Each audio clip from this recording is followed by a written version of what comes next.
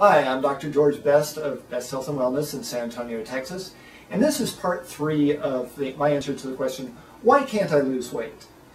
And in this part we're going to be discussing exercise and how the wrong kind of exercise or the wrong amount of exercise can hinder your ability to lose weight. Now the first part of this equation is that for a lot of people they don't exercise at all. I have people come in and they go, Doctor, why can't I lose weight? I'm dieting and I'm practically starving myself and I can't lose weight. Well, as we talked about in the second part of this video of why can't I lose weight, why calorie restriction is counterproductive in weight loss, that's one of the things I discuss with them. But the second thing I'll ask them is, what are you doing for exercise? Well, I don't really like to exercise. Okay, well, if you want to lose weight, you have to. That's the answer to that question. It's not a, well, can I skip it if I really, watch my diet? Yeah, you can, but you're not going to lose weight very fast. Probably not going to last, and yeah, you're really going to find some type of exercise that you'll do. It doesn't necessarily have to be something horrible. You don't necessarily have to go buy a workout outfit and go down to the gym and participate in some exercise class with a bunch of people that you don't like. Whatever. There's different things that you can do, but you're going to need to find some type of exercise. Now, what type of exercise do you need? Well, the vast majority of people will do best with what's called interval training. And interval training can apply to both strength training as well as to cardiovascular training. And basically what interval training is that you go for a brief period of time at a very high intensity, and then you take a rest period. And you alternate back and forth between high intensity and a rest period, several cycles until you reach a point where basically if you're doing strength training, your muscles are fatigued, or if you're doing cardiovascular training where your heart rate and breathing are not recovering during the rest period, during the normal time period of your rest period. So let me explain that a little bit further. For interval training, for say strength training, what you would do is you would want to lift fairly heavy weights. You want to be on high end of what your capabilities are. Now, by high end, I mean high end for what you can comfortably lift, not for what you can cheat. I see people in gyms all the time where they're doing these really high velocity type lifts to try to, if they're using dumbbells, they might go, this type of thing. That is not what I'm talking about. What I'm talking about is what you can lift with a lot of effort, but with a nice controlled lift. Controlled lift is what we want, okay, so you don't hurt yourself. So that's what interval training is for strength training. You want to do high level of either weight or high level of repetitions that are within your capability range. For somebody who's trying to build muscle, you want to do the high level of weight and low repetitions. So that might even be just 2 or 3 repetitions. Generally somewhere in the 6 to 10 repetition range, just one set. That's what you want to be. That's where you want your weight level to be, what you can do one set of comfortably for 6 to 10 repetitions. If you're doing for toning purposes, what you want to do is you want to do a number of repetitions that, again, you can do comfortably for your level of conditioning. What I usually recommend is doing 20 to 25 repetitions, single set, where you're going to get a pretty good burn at the end of that set.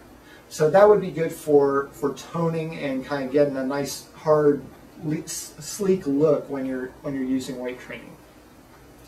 As far as cardiovascular training, interval training is done where you're going to either walk quickly, run, bicycle, swim, whatever it may be, kickboxing type training, aerobics type dance moves, those types of things.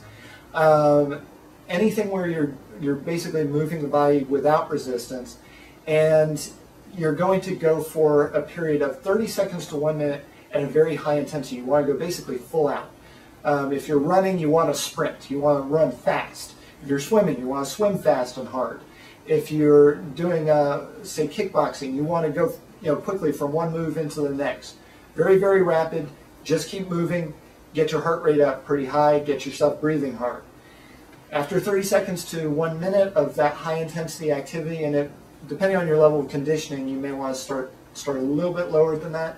If you're really out of shape, it may be like 10 seconds that you can do high intensity. And anything that for you is high intensity counts.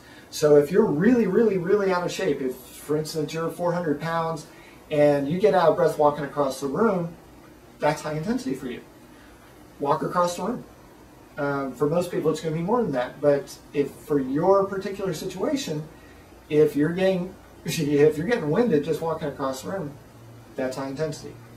And then after you do that burst of high intensity, whether it's, if you're on the low end of the scale or if you're doing 30 to 60 seconds, then you're going to take about 60 seconds to let yourself recover. So you're going to do, and you might just walk around a little bit, you might stand. I don't recommend you sit or lie down, but actually stay upright, but don't do anything exertive during that time frame. And you want to let your heart rate slow down, you want your breathing to recover. If you're not recovering that span of time, stick with just that one brief burst. You're going to build up to multiple bursts. Once you've gone through that 1 minute recovery period, again, you do 30 seconds to a minute, high intensity. Stop, take your rest period, go for about a minute, let everything recover, and do another 30 to 60 seconds of high intensity. Keep alternating back and forth between high intensity and rest until you reach a point when, at that 1 minute mark on your rest period, if you still really haven't recovered, if you're still puffing and puffing, if your heart rate's still pretty high, that's where you stop for that workout period. Now, a lot of people, they get real motivated and they want to lose weight fast, so they go, I'll push through it, I can do more. Don't do it. It is counterproductive. When you reach that point where you're not recovering after 1 minute, you need to stop for that exercise period.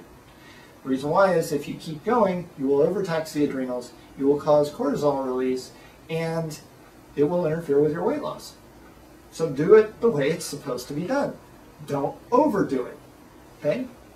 Now, how often should you do this? What I recommend is probably optimally to do a 4-day-a-week workout program.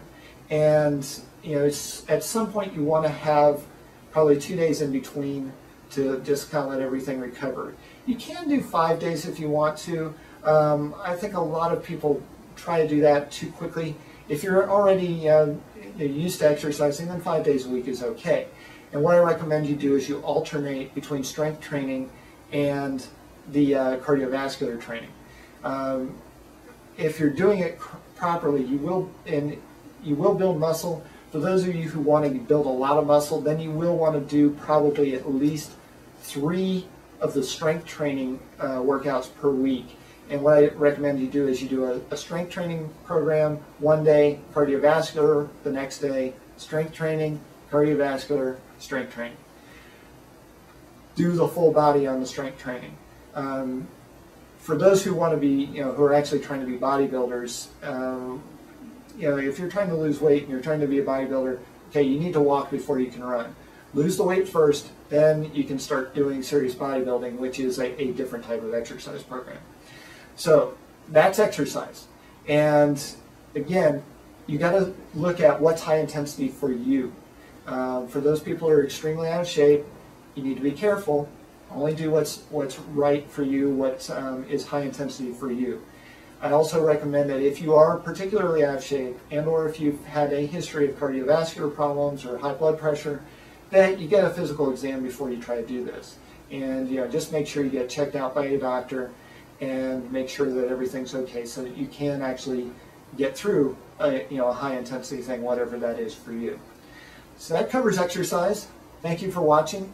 Look for the next installment in this, and where I'll discuss a little bit more about the different hormones that are involved in weight loss and weight gain, and explain a little bit further about why can't I lose weight.